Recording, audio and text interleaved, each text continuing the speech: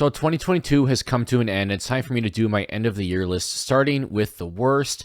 And look, when I say the worst, of course, I mean my least favorite. But guess what? It's the same thing. Film is subjective. We all view films differently. We all look for different things out of movies and experience movies differently. So, worst, least favorite. My least favorite is the worst to me, just my opinion. But to me, I didn't think these were good movies. So, I want to also address the controversy. There have been a lot of people talking on Twitter and stuff about how worst of the year lists are not very nice and that people shouldn't do them anymore. And here are my thoughts on them.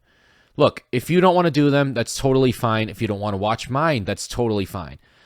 But my thoughts are this. When people such as myself watch so many movies throughout the year, I watched over 100 movies this year, new 2022 movies. I think we have the right to talk about the good and the bad, especially when we actively seek out bad movies so that we can specifically put them on this list. I think that's only fair, especially if our intentions are to articulate the reasons why we didn't like these movies, what didn't work for us, and to improve movies going forward so that the filmmakers learn from it and make better movies in the future. That is at least my intention. So other people might have different intentions, but I figured I would at least get into that a little bit and explain why I think it's okay to do this video, why I'm doing it. But I totally understand, again, why other people don't want to do it. I get that perspective. Just something I had to address before I got the video started. So with that out of the way, I have several dishonorable mentions, if you will. One of them is Bodies, Bodies, Bodies. This one, while it does have a little bit of entertainment factor to it, some of the Gen Z commentary was a bit funny.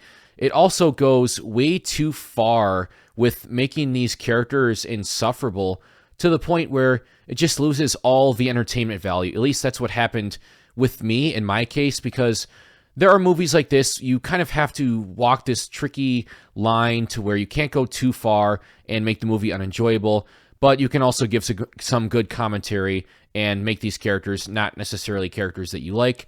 To me, they went too far into the realm of making the characters so insufferable that it just lost all entertainment value for me. Another one is 3,000 Years of Longing. This one has good actors in it. I do like Idris Elba and Tilda Swinton. I like their chemistry and their relationship in the movie. Unfortunately, a good majority of this movie is spent on these flashbacks, like this backstory, and I just didn't care about any of that stuff whatsoever.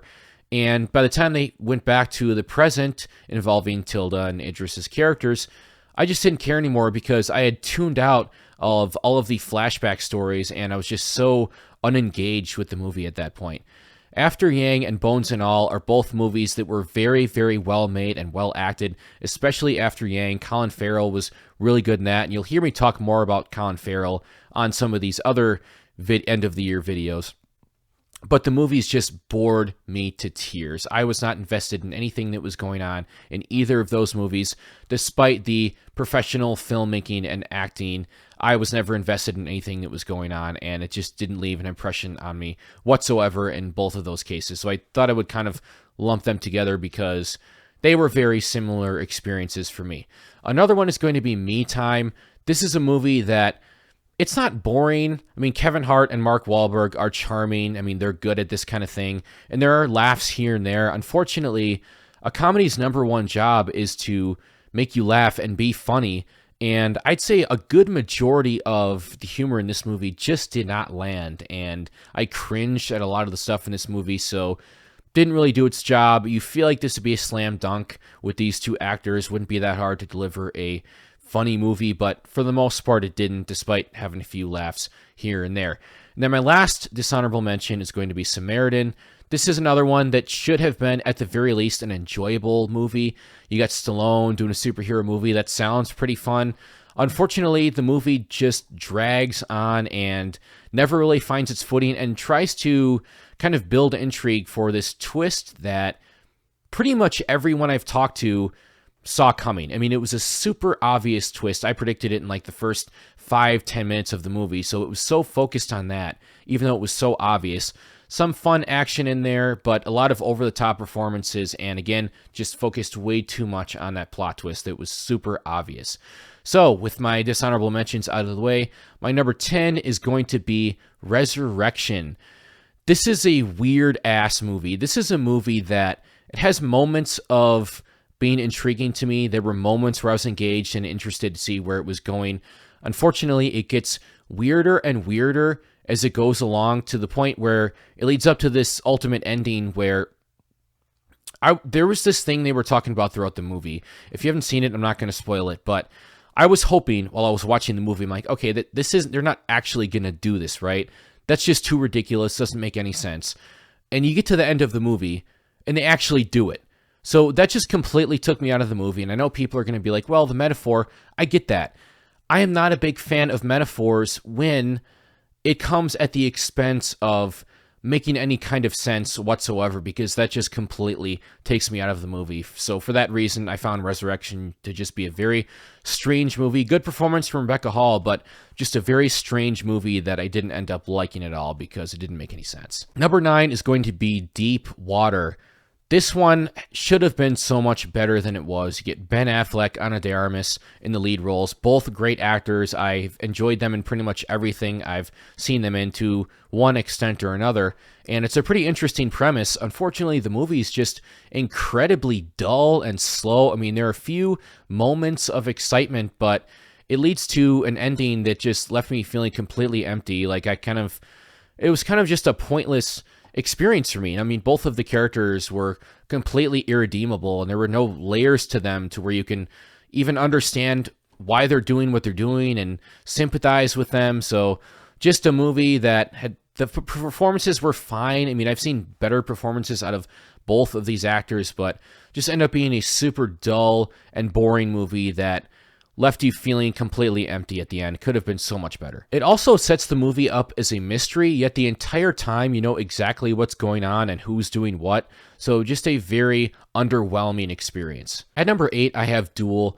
Look, you're going to sense a common theme throughout this list, and a lot of these movies were just really boring to me. And this one was definitely one of them. I like Karen Gillan, but I found her incredibly wooden in this movie, both of her performances playing two different characters. And yes, I understand that the character was kind of supposed to be like that, and that was maybe a creative decision because some of the other characters in the movie were like that as well. But if that was a creative decision, it wasn't a very good one because it made it extremely hard for me to get invested in anyone and anything going on in this movie. I mean, Aaron Paul was fun. That was about the only fun part of the movie. The premise is somewhat interesting, but they just don't do anything interesting with it. The movie drags and drags, and it's supposed to be leading to this ultimate conclusion that never even happens. So another movie that left me feeling completely empty and underwhelmed at the end. Number 7 is going to be Texas Chainsaw Massacre. This one has some cool kills in it. It's competently helmed behind the camera. Other than that, it doesn't have a ton to offer. It completely lacks the atmosphere and tension and thrills and style of the original Texas Chainsaw Massacre. I'm not a massive fan of the original Texas Chainsaw Massacre, but that movie had a ton of style and passion put into it. Can't really say that about this one. On top of that, the writing was atrocious. I absolutely hated every single character in this movie. They were so paper thin, just caricatures, and they made the worst decisions possible in so many different situations to the point where it legitimately pissed me off. Like, I understand that a lot of horror movies have characters making horrible decisions, but this one was one of the most egregious that I have ever seen. I was saying out loud, like, you've got to be fucking kidding me. What the hell? What are you doing? I mean, one character had a chance to shoot Leatherface and just let him walk away. Like, what are we doing here? The writing here was incredibly infuriating. So a movie that just had nothing to offer outside of awful characters and character decisions, even though, yeah, there's a few cool kills in there, but I got absolutely nothing out of this movie except for just multiple times yelling, what the hell are you doing, man? At number 6, it's Morbin time, baby. Morbius. This movie was my number 1 for a while. Unfortunately, I had the displeasure of watching a lot of bad movies in these last few months, and you'll see those in my top 5, but Morbius is not a good movie in any manner of speaking. The first 15 minutes are somewhat interesting as it introduces Michael Morbius and the vampire side of him. There's some cool kills in there and him potentially having to wrestle with that side of him and figure out how to deal with it. Unfortunately, that's not even what the movie was about at all, which is what the trailer sold us. Instead, it becomes about him just battling another vampire, good vampire versus bad vampire, just super generic hero versus villain movie. And the action is awful. I mean, it's some of the worst action I've ever seen, either really bad CGI or really bad slow-mo. Like, honestly, the movie could have been 10 minutes shorter if there wasn't so much damn stupid CGI and slow-mo. There was so much of that in this movie. And I kind of alluded to the fact that it wasn't about Michael Morbius' struggle with himself at all. A lot of things in the trailer were completely cut from this movie. So obviously this movie was edited to hell in the editing room. And like a lot of the dialogue from Tyrese's character was completely cut from the movie. His character and his partner had absolutely no place in this movie whatsoever. In the final movie that we got, you could have completely cut them and it would have changed nothing. The movie's just incredibly dull and uninteresting. It tries to go dark, but it doesn't fully commit to it, so it's just super dull and bleak.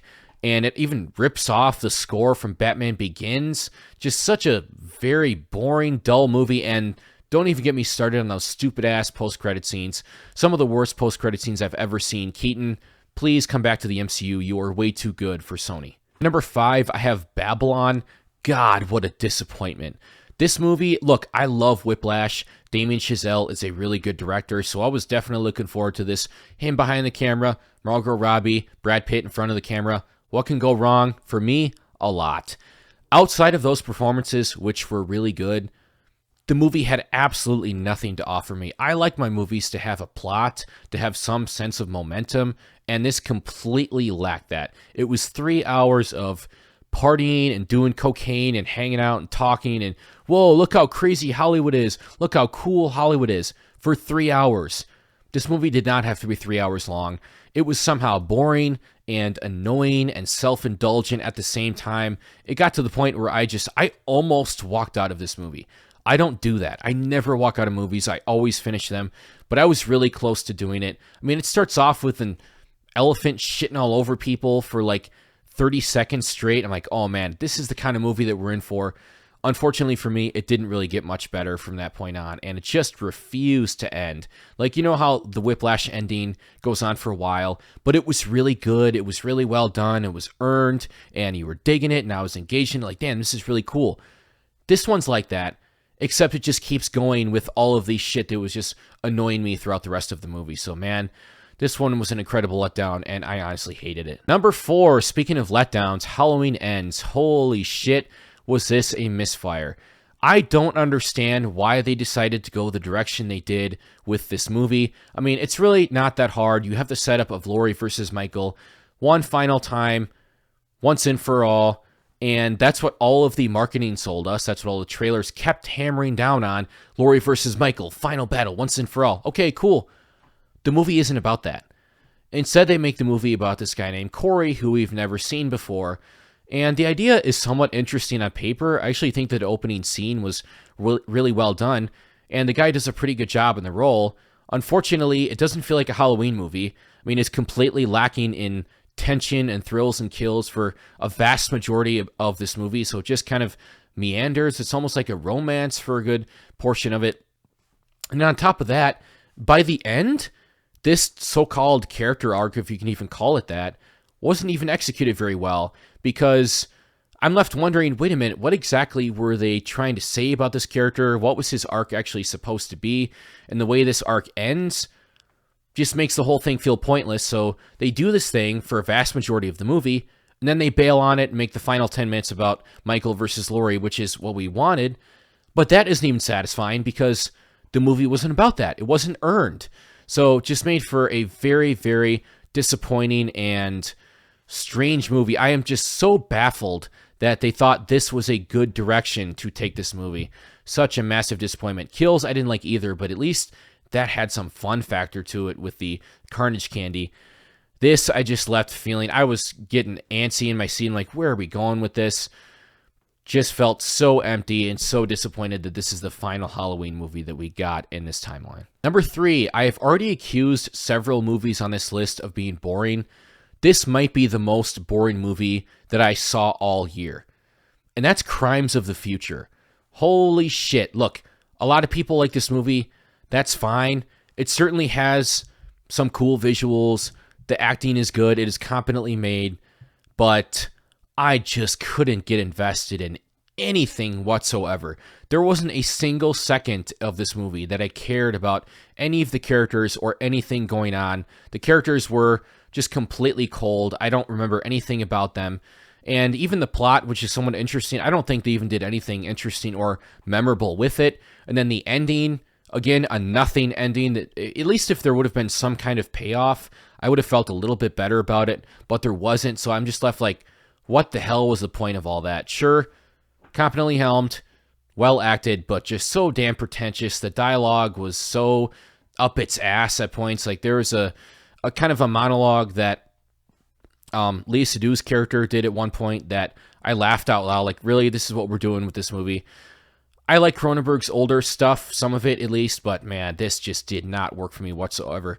I actually watched it with my mom, and she bailed. Like, she doesn't do this. We watch movies together quite a bit, but she's like, you know what? I don't like this. I'm bored. I don't know what the hell's going on. I'm out of here. And if I wasn't a reviewer, I probably would have done the same because this movie had absolutely nothing to offer me. At number 2, I have Moonfall. Sorry, Lego, or anyone else that may love this movie. I know there are some of you, but look, this is one that I can't accuse of being boring. It is this year's laughably bad, entertainingly bad movie, kind of like Serenity of 2019, similar type of thing, or The Fanatic, not quite to the same extent, but the type of movie that doesn't bore me, but I just sit there and like, man, this is bad, but it's also a little bit fun. Like, I can laugh at how bad it is. It is about the stereotypically worst version of a disaster movie. I mean, the writing is terrible, the dialogue is terrible, the acting is terrible. Even Patrick Wilson and Halle Berry, who are good actors, they look like bad actors in this movie because the dialogue is so bad. Just so much bad subplots and family melodrama, all of the worst things in disaster movies. Once you get into the second half, I don't even know what the hell was going on. None of that shit makes any sense. The movie is too damn long, and it'd be one thing if it was a parody, but it plays it all so serious, which is part of what makes it so funny because it kind of ends up being like an unintentional parody. So just a really bad movie in my opinion. I can't say that it's a good movie, but at least unlike some of these other ones, I can kind of laugh at it while I'm watching it, and I'm not just sitting there hating myself. But number 1, the biggest shit bomb of all the shit bombs. And again, this is just the worst movie that I saw this year. There are definitely worse stuff out there that I just chose not to watch or just didn't get around to watching. And it's just my opinion, but to me, the worst movie that I saw this year was Firestarter. Look, all the other movies on this list, I think at least have some sort of passion either behind or in front of the camera. I cannot say that about this movie. This movie was so uninspired and creatively bankrupt. I mean, Zac Efron's a good actor, but I found him quite wooden in this movie. The dialogue was just awful. They spent like the first 2/3 of the movie trying to build up this family dynamic and backstory, and yet I still wasn't invested in the characters and still thought that they weren't very well developed. And then it kind of skips over a ton of plot and then just gets right into the third act to the point where it's jarring. We're like, wait a minute. We definitely missed out on a lot of plot there. We jumped over a lot of things. This just feels very strange, and character motivations were all over the place, especially one character who I'm like, wait a minute, why the hell is this person doing this now? Why did they all of a sudden have this change of heart? It was very, very strange. The movie was just incredibly dull, and it had no fun factor to it. I mean, for a movie like this about a girl with powers, fire powers, killing people, there should be some entertainment value to it, but there just wasn't. And another thing that you should be able to get on a movie like this is cool kills, and you don't even really get that because the kills are so strangely edited and cut around where it's like, were they trying to get a PG-13 rating the way they cut these, but then you look and it's actually rated R? It's like, wait a minute, what the hell were they doing? And I mean, John Carpenter's score was pretty good, but it was too good for this movie. That's about the only positive I can say about it. Just such a dull, incoherent movie that doesn't even offer some of the simplest things that you would think a movie like this would offer. Liar, liar. Pants on fire. So there you have it, guys. There's my top 10 worst movies of 2022. Once again, this is my opinion. Of course, your opinions are going to be different. I know a lot of movies on this list, especially in my honorable mentions, were movies that people liked, and that's fine. We all have different opinions. You all view movies differently. We all experience movies differently. We all look for different things out of movies. So, with that being said, drop your least favorite movies, worst movies of the year down below. And let's have a conversation about it. Explain why you didn't like those movies, why they didn't work for you. And if you enjoyed this video, hit the like button. Likes are super important. I can't talk about likes enough. I know I do it a lot, but to push my video out to more people, help grow my channel, super important, just takes a second. So please, if you enjoy my video, do that. If you enjoy my content in general, hit the subscribe button, notification bell to get notified when I post a video. And stay tuned. I got a couple more end of the year lists coming, so I'll see you soon.